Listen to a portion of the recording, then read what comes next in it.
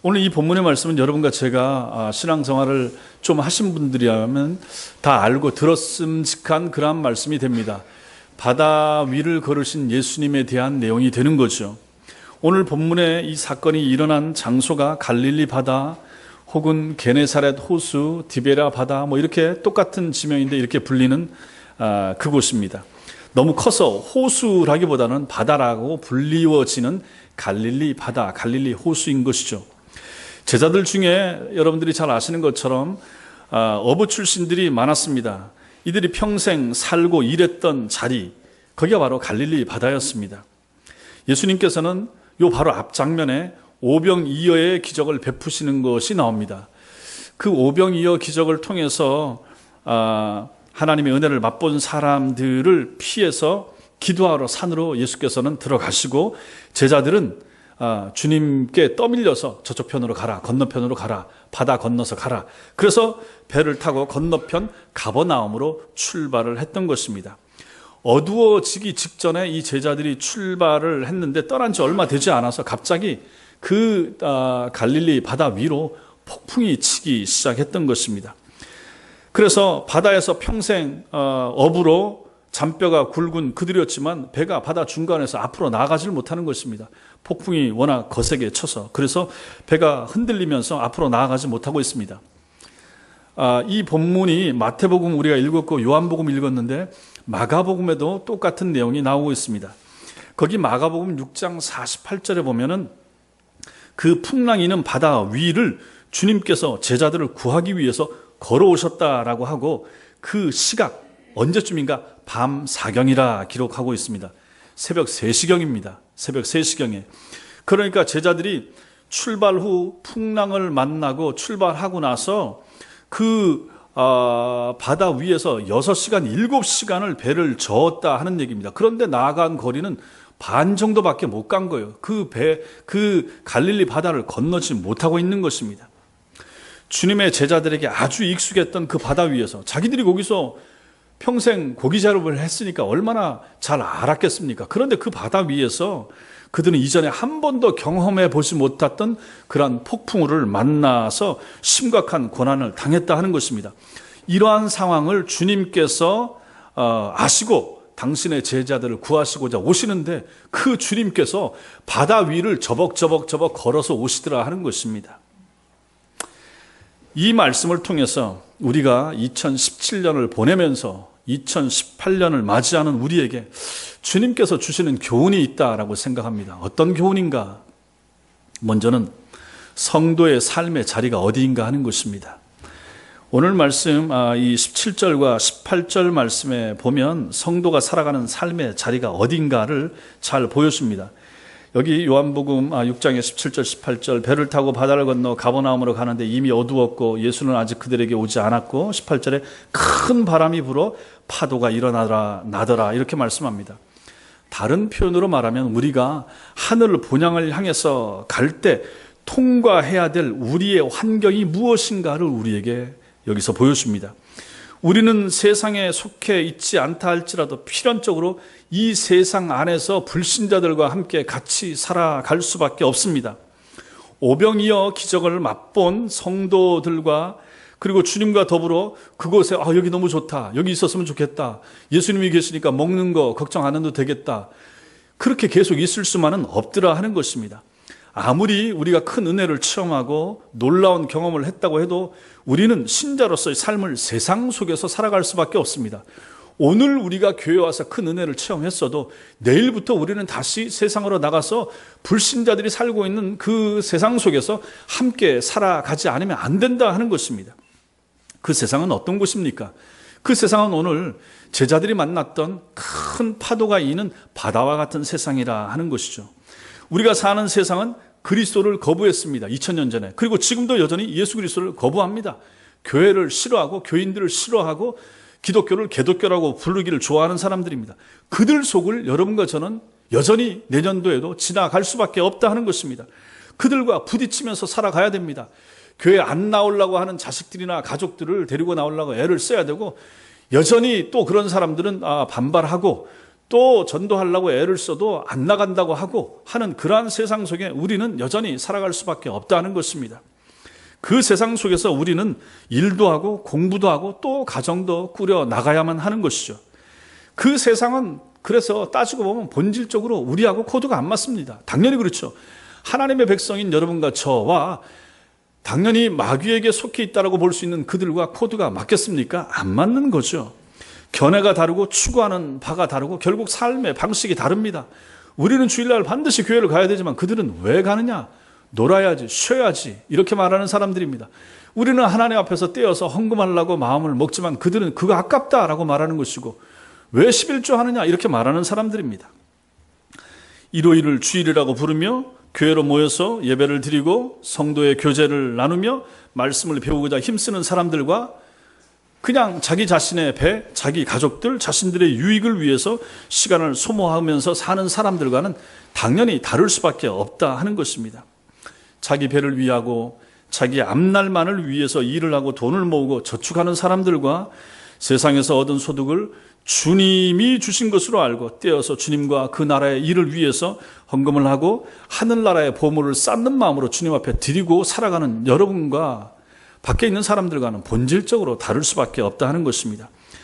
그 세상은 그래서 우리에게 폭풍 치는 바다와도 같은 것입니다. 그냥 교회 안에 있었으면 좋겠다. 교인들하고만 지냈으면 좋겠다. 이 좋은 사람들하고 이 말 통하는 사람들하고 이러한 분위기 속에서만 있었으면 좋겠다 하고 우리가 생각을 할 때가 얼마나 많습니까? 그런데 그럴 수가 없는 거죠. 나가야 되는 거죠. 우리를 힘들게 하고 우리를 고통스럽게 만들며 눈물 나게 하기도 하고 한숨을 쉬게 만들기도 하는 것이 바로 세상입니다. 어떤 경우는 주님께서 이 어려운 상황을 안 보고 계시는가 하는 생각이 들게도 됩니다. 너무너무 살다 보면 힘들고 어려운 순간이 들면 그렇다라고 하는 것입니다. 세상이 너무 버거워서 너무 힘들었어. 바람이 배를 막아서는 것처럼 세상살이가 성도를 막아서는 것 같이 보이는 경우가 얼마나 자주 있습니까? 기도를 하는데 그 기도는 응답 안 되는 것 같고 열심히 믿음 생활하고 예배 생활 잘하는데도 이 배는 앞으로 나아가지 않고 앞에 막아선 큰 세상이라고 하는 이 태산 같은 것이 막아서는 그러한 답답함을 느끼는 경우가 얼마나 많은가 하는 것입니다. 주님께서는 잠시 동안 그의 제자들이 그런 시련을 당하도록 허락하시고 폭풍에 밀려서 요동하도록 내버려 두시기도 한다는 사실을 기억하셔야 된다 하는 것입니다. 어떤 경우에는 그들이 도움을 요청했을 때보다 더 늦게 주님께서 나타나시는 경우도 있다 하는 것입니다. 오늘은 주님이 이렇게 고통 중에 바다 중간에 있는 제자들을 찾아오셔서 만나셔서 이 문제를 해결해 줬지만 어떤 경우에 우리가 살다 보니까 너무 어려운데 너무 힘든데 주님이 침묵하시는 것 같고 나는 기도는 열심히 하는데 우리 주님은 안 들으시는 것 같은 그런 답답한 경우가 얼마나 많은가 하는 것입니다. 그것이 바로 우리가 사는 세상입니다. 여기가 천당이 아니라 하는 것입니다. 천당 다 온 것도 아니에요. 아직도 멀은 거예요. 또한 밤 사경까지 그들에게 주님께서 나타나시지 않을 수도 있다 하는 것입니다. 우리는 이 시간까지 꼭 와줬으면 좋겠는데 이 시점까지 주님이 이 문제를 꼭 도와주셨으면 좋겠는데 우리 주님은 내 생각하고 다른 경우가 종종 있더라 하는 것입니다. 내 시간하고 다르는 거예요. 내가 원하는 장소에 주님이 안 나타나시는 거예요. 이것이 바로 여러분과 제가 살아가는 이 세상이라 하는 것입니다. 이런 세상 속에서 우리가 할 일은 뭐겠습니까? 그럼 어떻게 하면서 살아야 되겠습니까? 기다리는 것입니다. 기다려야 됩니다. 주님의 은총과 주님의 도움이 나타나기를 기다려야 됩니다. 그게 답입니까? 예, 그게 답입니다. 이게 성경이 우리에게 가르쳐주고 있는 답입니다. 포기하거나 절망하지 말고 우리의 노를 저으면서 오늘 우리가 저어야 할 노를 저으면서 기다리는 것입니다. 제자들이 했던 것처럼. 어떤 때는 주님이 금방금방 도와주시는 것 같은데 어떤 때는 안 도와주시는 것 같고 그럼에도 불구하고 우리의 노를 저으면서 우리의 자리를 지키면서 우리가 하나님 앞에 해야 될 바를 잘 감당하면서 주님 앞에 예배 드려야 될 그러한 순간들을 잘 예배를 드리면서 우리가 하나님 앞에 올려드려야 될 기도를 하면서 우리는 기다려야만 된다 하는 것입니다. 주님은 결코 당신의 종들이 파도에 휩쓸려 멸망하도록 내버려 두시지 않는다 하는 것을 믿으셔야 된다 하는 것입니다. 이 믿음이 여러분과 저로 하여금 살게 만드는 것입니다. 두 번째로 우리는 오늘 이 말씀 속에서 우리를 돌보시는 주님에 대한 확신을 가지셔야 됩니다. 마가복음 6장 47절과 48절 보면 저물매 배는 바다 가운데 있고 예수께서는 홀로 무태에 계시다가 바람이 거스름으로 제자들이 힘겹게 노젓는 것을 보시고 밤 사경쯤에 바다 위로 걸어서 그들에게 오사, 이렇게 기록하고 있습니다. 주님께서는 제자들을 먼저 보내시고 너네 먼저 가라, 가버나움으로 먼저 건너가라, 배를 태워서 보내셨습니다. 그리고 홀로 예수께서는 산 위에 올라가서 기도하셨는데, 기도하시면서 예수님께서 저 바다에서 폭풍우를 만나서 앞으로 나가지 못하고 고생하고 있는 그 제자들의 고난당하는 모습을 그 산 위에서 보신 거예요. 보시고 이렇게 기록하고 있기 때문에 제자들이 바람과 싸우면서 힘겹게 노젓는 것을 처음부터 다 보고 계셨다 하는 것입니다. 어두워지고 밤이 되면 잘 안 보일 수도 있는데 우리 주님께서 그걸 보고 계시는 거예요. 우리 주님의 눈이 바다 한가운데서 뱅뱅 돌면서 앞으로 나가지도 못하고 파도 속에서 빗물 맞아가면서 고생하고 있는 제자들의 모습을 산 위에 계신 우리 주님께서 보셨다라고 이 말씀이 기록을 하고 있다 하는 것입니다. 여기에 여러분과 저의 위로가 있는 것입니다. 폭풍 치는 바다 위의 제자들을 다 주님께서 살펴보고 계시더라 하는 것입니다. 우리가 어느 순간에 있든지 어떤 상황에 놓여 있든지 어떤 위기에 처해 있든지 주님께서는 다 보시고 아신다 하는 사실을 믿으시기 바랍니다. 이러한 믿음이 여러분과 저에게 필요합니다. 이 믿음이 없어질 때 우리는 흔들립니다. 그때 우리는 좌절합니다. 그때 우리는 고민합니다. 심하면 그때 이거 예수 믿어야 되나 말아야 되나, 교회 나가야 되나 가지 말아야 되나, 이러한 지경까지 떨어진다 하는 것입니다. 이러한 때 이 부분을 생각하시라 하는 것입니다. 제자들은 죽을 것 같은데, 아니 주님 이거 뭐 하십니까? 왜 우리만 보내가지고 이 고생을 당하게 하십니까? 별별 생각이 배 위에 있는 제자들이 다 했을 수도 있는데 주님께서는 거기 안 계시더라 하는 것입니다. 안 계신데도 불구하고 저 멀리 언덕 위에서 그 제자들의 그 고난당하는 모습을 다 보고 계셨다 하는 것입니다. 이분은 다 아시는 거죠. 그들에게 필요한 것이 뭔지를 아셨고 언제 어떻게 어떤 모습으로 나타나서 어떻게 도우려고 하시는지까지 주님 머리엔 다 들어있었다 하는 것입니다. 우리는 앞날을 모릅니다. 우리는 1월 말에 무슨 일이 있을지 모릅니다. 우리는 6월 달에, 내년 6월에 무슨 일이 생길지 모릅니다. 지금 내가 계획하는 일 위에, 우리 가정에, 우리 아이들 위에 어떤 일이 생길지 아는 사람 아무도 없습니다. 그런데 우리 주님은 어떻습니까? 다 아시죠. 내년 연말 이때쯤에는 우리가 어떤 모습으로 어떻게 있을지 우리는 모릅니다. 저도 모르고 아무도 아는 사람 없습니다. 이 땅에 그거 자신 있게 얘기할 수 있는 사람 아무도 없습니다. 그런데 우리 주님은 어떻습니까? 당연히 아시죠. 그분은 당연히 보십니다. 어둠 속에서 당신의 백성들을 꿰뚫어서 바다 위에 고난당하고 있는 자신의 제자들을 보시던 그 주님께서, 그 주님의 눈길이 지금 우리 시대는 없겠습니까? 우리의 삶에는 안 나타나겠습니까? 주님이 모르는 게 있겠습니까? 이런 것을 믿으시라 하는 것입니다. 그것이 바로 신앙입니다. 우리는 언제나 주님의 보호 아래 있습니다. 우리의 행동 중에 주님께서 모르시거나 보지 못하는 것 아무것도 없습니다. 우리가 은밀한 중에 우리 혼자 있을 때라도 우리 마음속에 떠오르는 생각까지 우리 주님 다 아십니다. 그분은 우리가 택하는 길을 아시고 처음부터 마지막까지 도와주시는 분이십니다. 물 위를 걸으셨던 그분은 그때나 지금이나 결코 변함이 없으십니다. 우리가 풍파하는 세상에서 노를 저으며 힘들어하는 시간을 보낼 때 주님은 우리를 찾아서 물 위로 걸어오시는 것처럼 그렇게 우리 가운데 걸어오실 것입니다. 얼마나 소망이 됩니까? 우리는 너무 힘들어하는 것 같은데 그 물 위로 예수께서 걸어오신다는 것입니다. 풍랑 이는 바다 위로 걸어오신 것처럼 너무나도 힘들고 어려운 환경이 폭풍처럼 치는 그 우리의 환경 가운데 우리 주님께서 나에게 내가 탄 배 가운데로 오실 것이라, 그런 믿음을 가지시라 하는 것입니다. 그분이 늦어질지라도 인내심을 가지고 기다려야 됩니다. 오늘 17절 말씀에도 보면 이미 어두워졌다 이렇게 기록하고 있습니다. 그러한 어둠 속에서도 우리 주님의 눈은 빛나고 있는 거죠. 우리 주님의 눈은 찾을 수 있습니다. 우리 주님의 귀는 들을 수 있습니다. 무엇을요? 여러분과 저를 볼 수 있습니다. 여러분과 저의 기도 소리 들을 수 있습니다.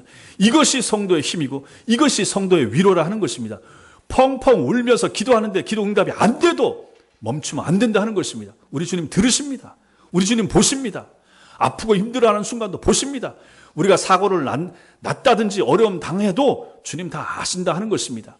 하나님의 허락과 하나님의 사인이 없으면 참새 한 마리 말해도 떨어지지 않는다고 그랬습니다. 들에 핀 백합 하나, 들풀 하나도 주님이 포기하지 않고 까마귀 새끼도 주님이 먹이신다고 하지 않았습니까? 그렇다면 우리가 왜 힘들어합니까? 왜 어려워합니까? 왜 버거워합니까? 왜 무서워합니까? 믿음을 가지시라 하는 것입니다. 그래서 성경을 읽으셔야 됩니다. 성경 읽고 기도하셔야 됩니다. 그렇게 나오는 말씀들 산상수훈 말씀이다. 이거 읽고 힘들 때마다 읽으세요. 밑줄 추세요. 한 번 치고 두 번 치고 그 말씀 붙잡고 거기다 손 얹고 기도하세요. 하나님 도와주세요. 이렇게 보시는 하나님 뭐 하십니까? 우리의 기도 들어주신다고 약속하신 그 주님 어디 가셨습니까? 하면서 가슴을 쥐어 뜯으면서 기도하시라 하는 것입니다. 그게 누굽니까? 그게 성도입니다. 대충 설렁설렁 살아가는 그런 사람들 말고요. 진짜 신자처럼 사시라 하는 것입니다. 시편 46편 기자는 하나님은 우리의 피난처시요 힘이시니 환난 중에 만날 큰 도움이시라. 그러므로 땅이 변하든지 산이 흔들려 바닷 가운데 빠지든지 바닷물이 솟아나고 뛰놀든지 그것이 넘침으로 산이 흔들릴지라도 우리는 두려워하지 아니하리로다. 이렇게 말씀하고 있습니다. 그렇죠. 두려워할 필요 없습니다. 김정은이 무슨 짓을 한다 할지라도 두려워하지 마십시오. 하나님이 허락하시면 안 되는 것입니다. 혹시 하나님이 허락하셔서 정말 비극적인 일이 생긴다 하면 그거 어떡하겠습니까? 그래서 하나님께서 또 우리를 다 데려가시든지 그래서 두려워하거나 하지 마시라 하는 것입니다. 하나님 의지하셔야 됩니다. 이러한 시편 기자의 이런 고백이 여러분과 저의 고백이 되시길 바랍니다. 시편 40편 2절도 나를 기가 막힐 웅덩이와 수렁에서 끌어올리시고 내 발을 반석 위에 두사 내 걸음을 견고하게 하셨도다. 이렇게 기록하고 있습니다.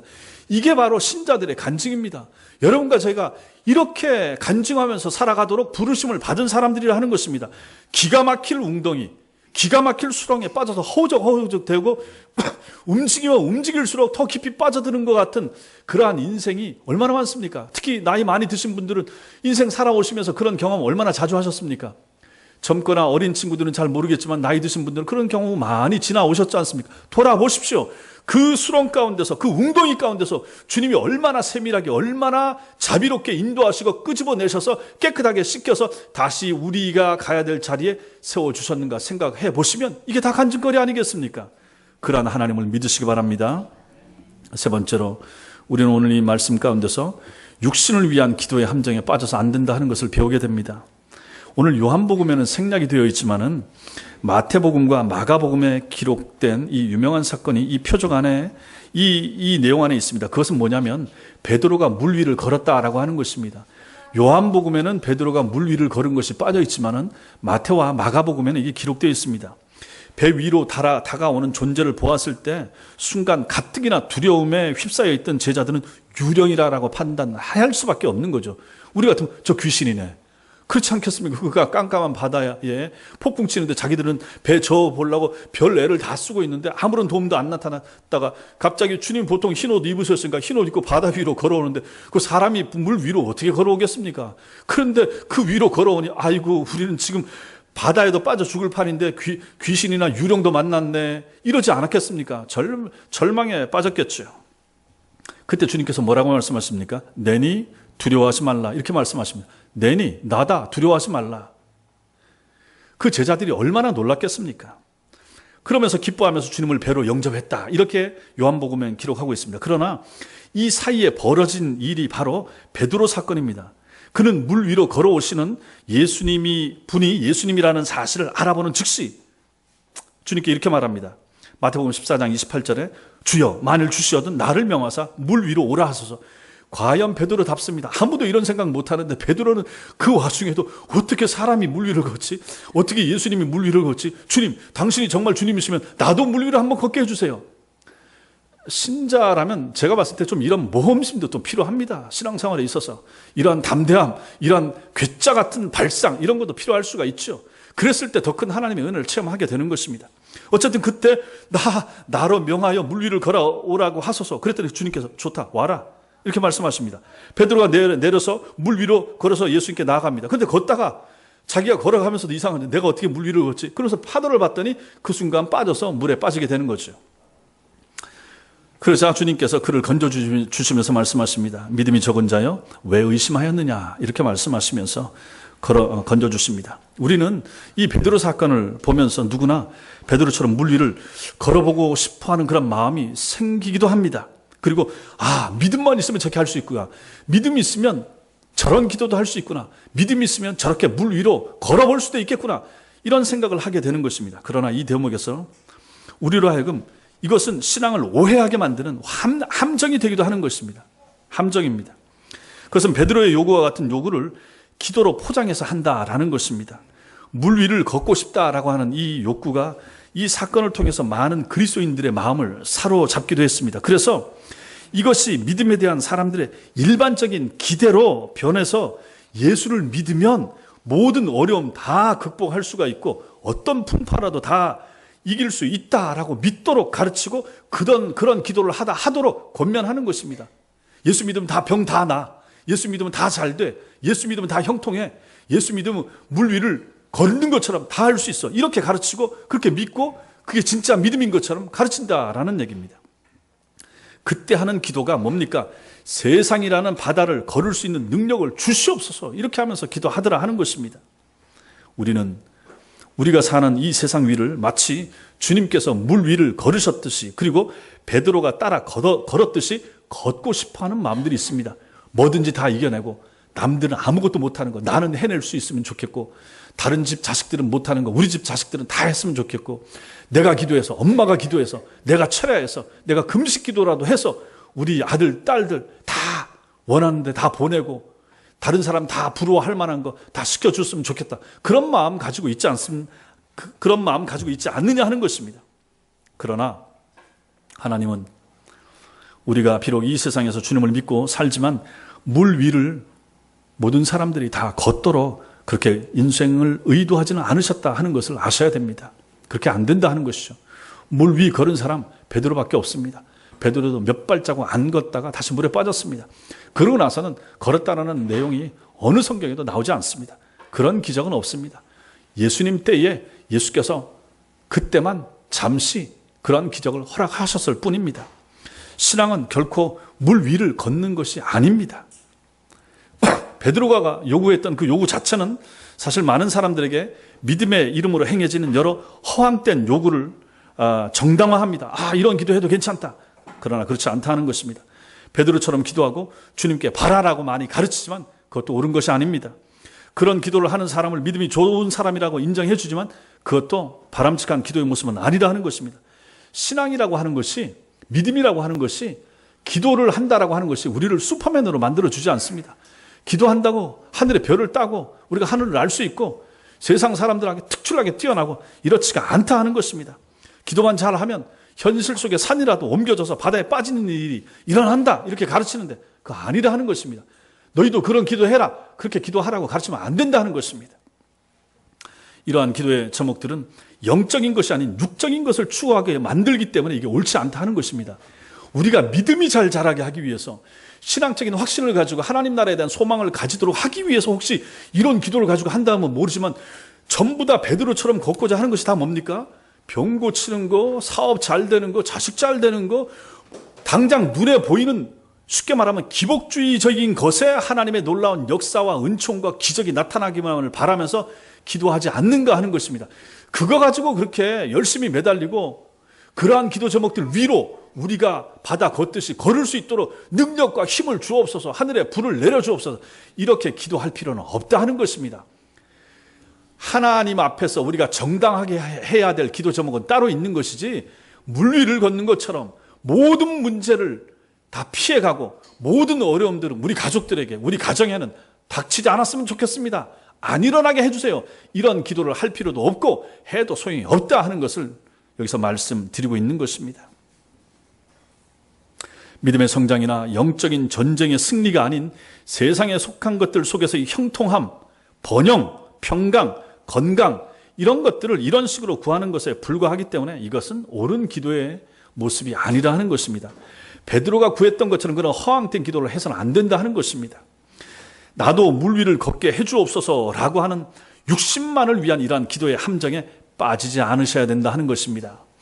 그렇게 기도한다고 해서 하나님께서 들어줄 리도 만무하지만은 기도하는 우리의 영혼이 더 곤고해집니다. 이런 기도하는데 왜 안 들어주시나? 성경에는 나오는데 왜 안 들어주시나? 이렇게 말하게 되기 때문에 그런 기도할 필요 없다라고 말씀드리는 것입니다.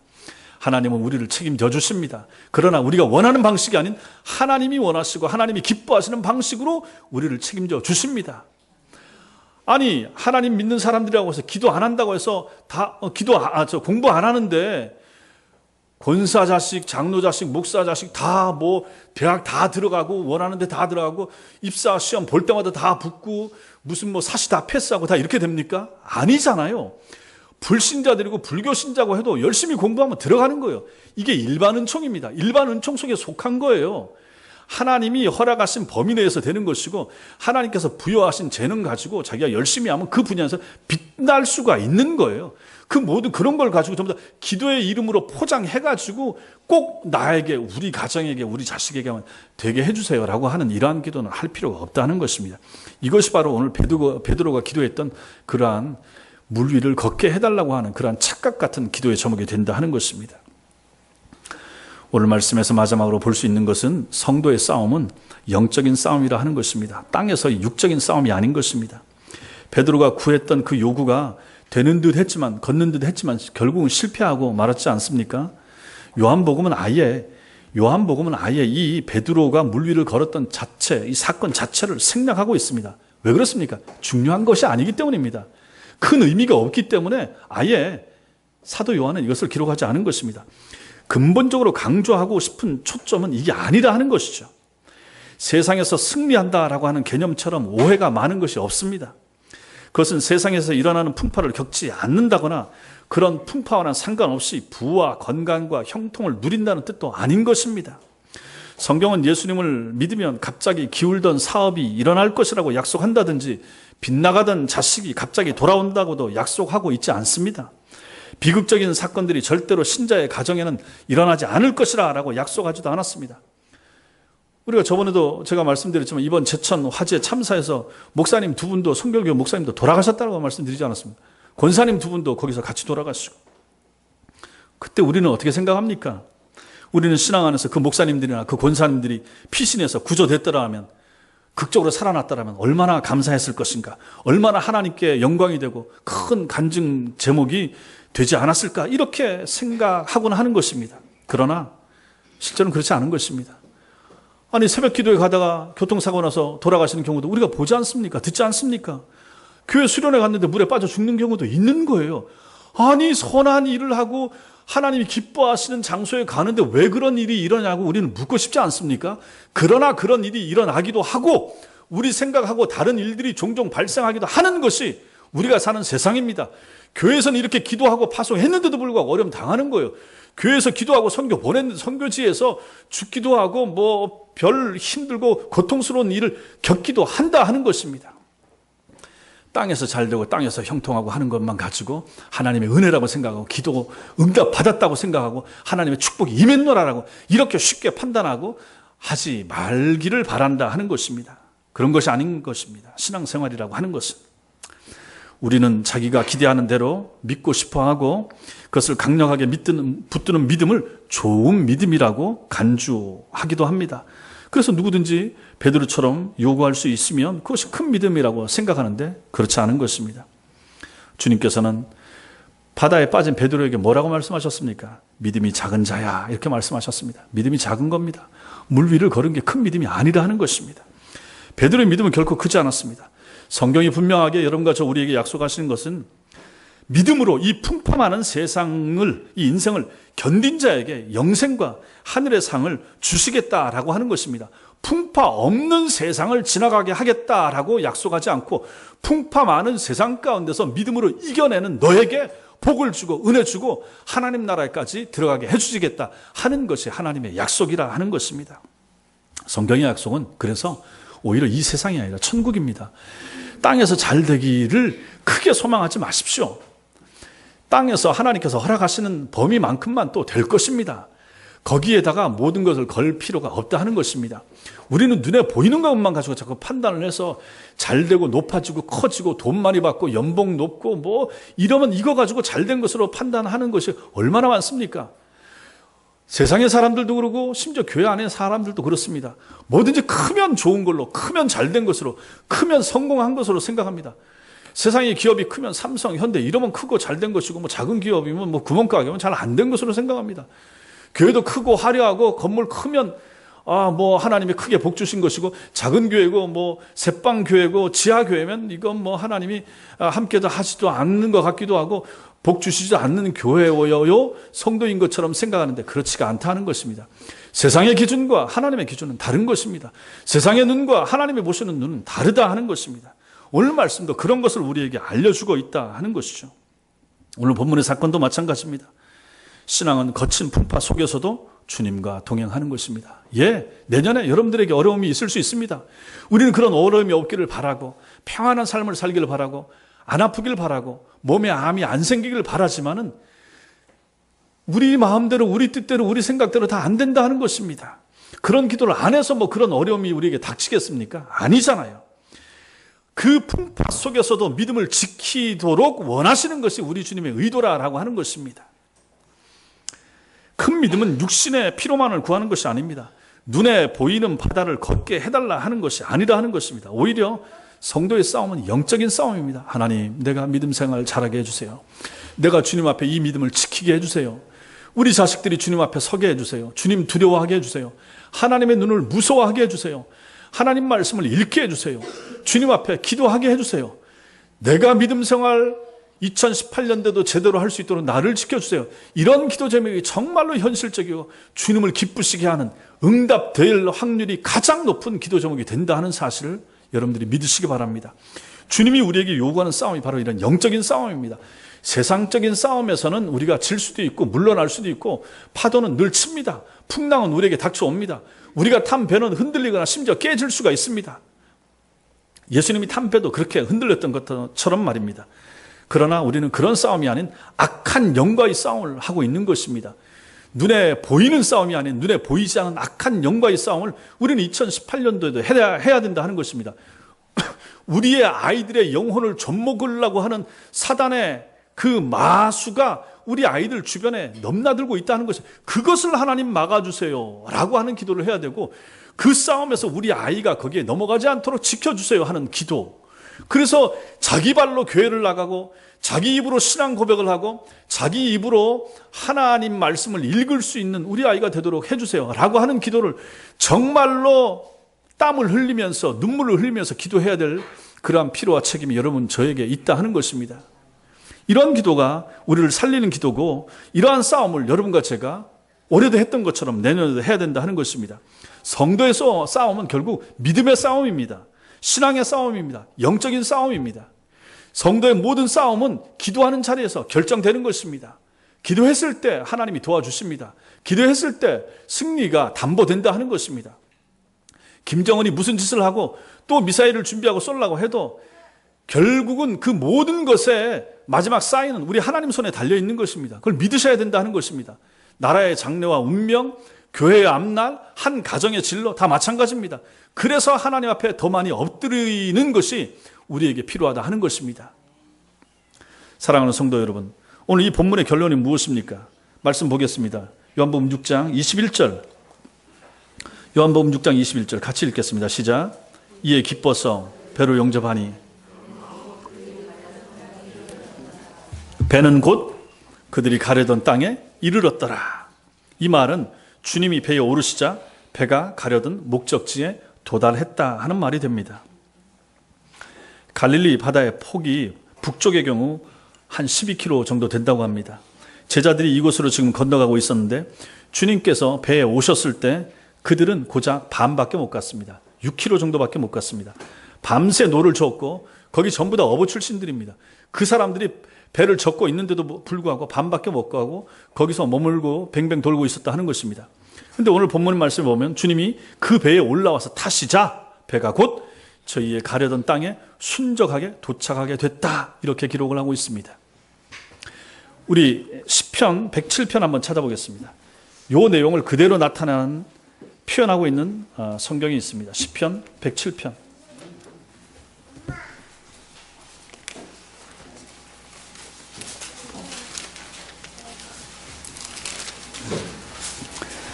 23절부터 30절까지 883페이지 시편 107편 23절부터 30절까지 우리 한 목소리로 같이 읽겠습니다. 시작. 배들을 바다에 띄우며 큰 물에서 일을 하는 자는 여호와께서 행하신 일들과 그의 기이한 일들을 깊은 바다에서 보나니 여호와께서 명령하신즉 광풍이 일어나 바다 물결을 일으키는도다. 그들이 하늘로 솟구쳤다가 깊은 곳으로 내려가나니 그 위험 때문에 그들의 영혼이 녹는도다. 그들이 이리저리 구르며 취한 자같이 비틀거리니 그들의 모든 지각이 혼돈 속에 빠지는도다. 이에 그들이 그들의 고통 때문에 여호와께 부르짖음에 그가 그들의 고통에서 그들을 인도하여 내시고 광풍을 고요하게 하사 물결도 잔잔하게 하시는도다. 그들이 평안함으로 말미암아 기뻐하는 중에 여호와께서 그들이 바라는 항구로 인도하시는도다. 아멘. 보십시오. 이 내용이 그대로 이 내용 아닙니까? 광풍이 이는 바닷속에서 그들이 하늘로 솟구쳤다가 깊은 곳으로 내려갔다가 그 위기와 위험 때문에 영혼이 녹아내리고 이리저리 구르고 취한 자같이 비틀비틀거리고 그들의 정신이 쏙 빠지게 되고 그들이 이런 고통 때문에 그래서 결국 여호와께 부르짖고 하나님 도와주세요. 하나님 도와주세요. 하나님 도와주세요. 그들의 고통 중에서 그렇게 기도했더니 하나님께서 그들을 인도해 내시고 광풍을 고요하게 하시고 물결도 잔잔하게 만드시고 그리고 마침내 평온한 가운데 그들이 원하는 소망의 항구로 인도하셨다. 오늘 이 내용 그대로 똑같은 내용이 되는 것입니다. 예수님께서 그 배에 오시니까 그런 일들이 생기더라 하는 것입니다. 그 풍랑이 잠잠해지고 그 예수님을 태운 배, 제자들이 탄 배, 그 배가 고요하게 건너가서 건너편 가버나움까지 그들이 원하던 땅까지 인도함 받아서 갔다 하는 것입니다.